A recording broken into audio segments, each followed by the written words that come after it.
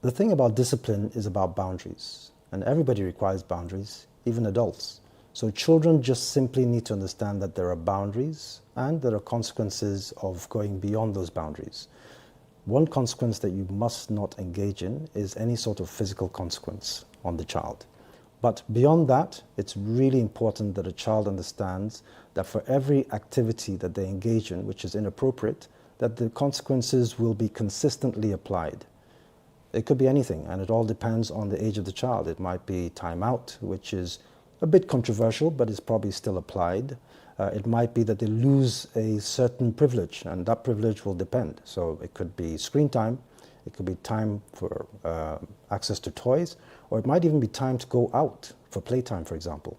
So the key point here is consistency, defining boundaries, and making sure that the child understands what those boundaries refer to and the importance of making those boundaries stick.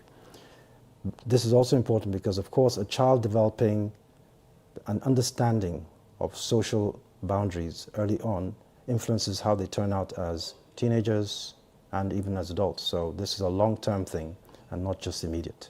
The strategy here is that both partners must talk to each other. What you do not want is inconsistency because one person does one thing and the other does another. This is absolutely important. And indeed, for that matter, partnership extends into the school.